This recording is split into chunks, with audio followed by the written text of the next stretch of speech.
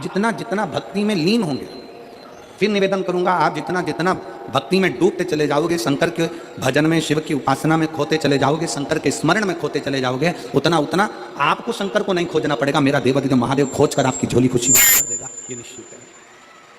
आपको नहीं ढूंढना है भगवान शंकर स्वयं। आप करें उसका भजन, आप उसका स्मरण करिए, आप उसका मंत्र जाप करिए, आप उसका नाम जाप करिए, आप उसका स्मरण करिए, उसका शिव तत्व जा।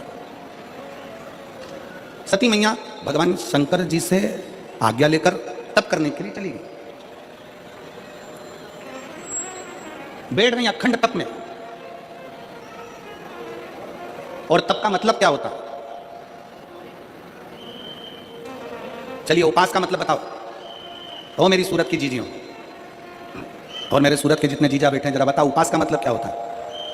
व्रत का मतलब क्या होता है? भोजन छोड़ देना व्रत है? जम के बोलो जरा। नहीं। खाना छोड़ देना व्रत है? जम के बोलो जरा। नहीं। व्रत का मतलब क्या? भोजन छोड़ देना व्रत नहीं है। शिव महापुराण की कथा कहती है अपनी गलत आदतों को छोड़ देना सबसे बड़ा व्रत है। खाना छोड़ देना व्रत नहीं है। खाना छोड़ देना व्रत नहीं है। दूसरे का धन छुड़ाकर खाना छोड़ देना व्रत है।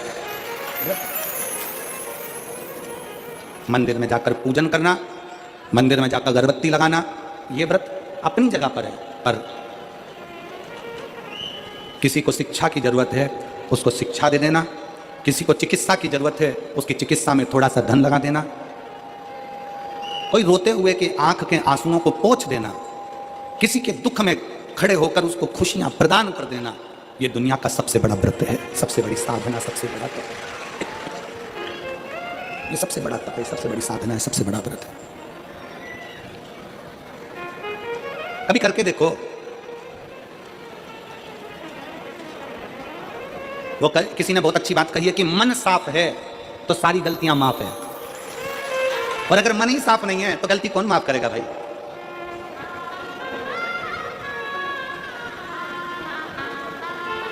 घर वालों से कह दिया कल मेरा व्रत है, कल एकादशी है,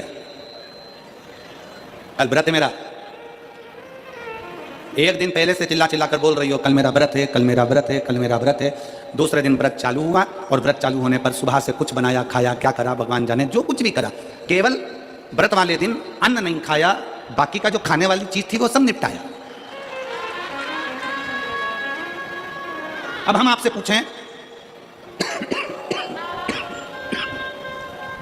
कि व्रत वाले दिन आपने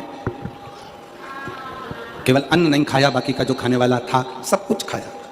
अब कोई आपसे पूछे कि आपने सवेरे भी फलाहार करा, दोपहर में तुमने फल खाया, शाम को सोते समय तुमने फलाहार करा, तुम फल खाए, इतना तुमने जो खाया उतने में तुमने भगवान का गुणगान कितना गाया, तुम भगवान का भजन कितना करा, तुमने भगवत नाम स्मरण कितना किया, तुमने भगवान का नाम उच्चारण कितना किया?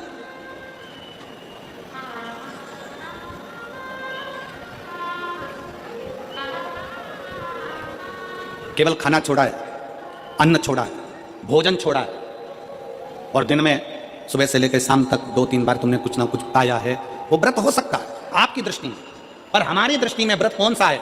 शिव महापुराण की कथा कहती है कि सवेरे आपका व्रत चालू हुआ, दूसरे दिन ब्रह्म मुहूर्त तक जो आपका व्रत आपने रखा है, भगवान का जो व्रत कर रहे हो, उस व्रत में एक बात अपने अंदर उतार कर रखो कि इस दिन मैं अपने मोबाइल का त्याग करती हूँ, पूरे दिन मैं मैसेज नहीं पढ़ूंगी, मैं देखूंगी नहीं, मैं अपशब्द नहीं कहूंगी, मैं जानूंगी नहीं। दूसरा, आज के दिन मेरा व्रत है, आज 1 महीने में, 15 दिन में, 2 दिन में, 20 दिन में मैंने अगर किसी से भी अपशब्द कहा होगा, आड़ा टेढ़ा कहा होगा, तो सबसे पहले आज व्रत वाले दिन मैं उसको सॉरी कहूंगी, क्षमा मांगूंगी और अपने हृदय से लगाने का प्रयास करूंगी। व्रत है। व्रत का तीसरा अंश, आज मेरा व्रत है, मैं आज के दिन किसी को भी अपशब्द नहीं बोलूंगी, किसी के लिए आड़ा टेढ़ा नहीं बोलूंगा, आज जितना बन सकेगा मैं सात्विक जीवन जीऊंगा। चौथा, आज मेरा व्रत है, आज के दिन मैं झूठ नहीं बोलूंगी, ना झूठ बोलूंगा सुबह से लेकर शाम तक। और पांचवा, आज व्रत वाला दिन है, जितना फलाहार मैं करूंगी उसका पैसा जोड़ूंगी कि 15 रुपए का मैंने साबुदाना खाया, 10 रुपए का बटाटा खाया, ये खाया वो खाया, सारा हिसाब लगाकर 55, 60, 70 रुपए जितने होते हैं उसमें से एक अंश निकालकर मैं उसका एक भाग किसी गौशाला में जाकर गाय को चारा जरूर दूंगी।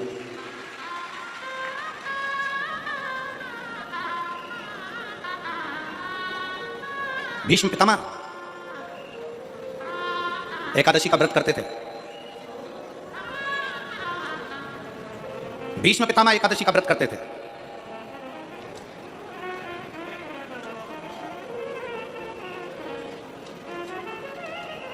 भगवान कृष्ण ने अर्जुन से कहा बाण छोड़, भीष्म पितामह के शरीर के लिए। आप सबसे एक बात पूछना चाहते हैं, आपके शरीर में बाण ही बाण छुपे हुए हो, पूरा शरीर छेदित हो गया गोली गोली से, बाणों से, आप जिंदा रहोगे कि मर जाओगे? जीवित रहोगे? जम के तो बोलो नहीं, व्यक्ति मर जाए। जिसके शरीर में इतने बाण चुभे हों, वो बाणों की सैया पर पड़ा हुआ हो, विचार करिएगा कि बाणों की सैया पर कैसे पड़े। रक्त बह गया, पूरा रक्त निकल रहा है और बाणों की सैया पर भीष्म पितामह पड़े हुए। अर्जुन बाण छोड़ता है। बाण छोड़ने से पहले अर्जुन के मन में संशय उत्पन्न हो गया। बाण छोड़ने से पहले अर्जुन के मन में संशय है। अर्जुन ने कहा, प्रभु अगर मैं बाण छोड़ता हूं और भीष्म पितामह के शरीर में लगेगा तो भीष्म पितामह को कष्ट बहुत होगा, बहुत कष्ट। अगर मैं बाण छोड़ता हूं तो भीष्म पितामह को कष्ट बहुत होगा।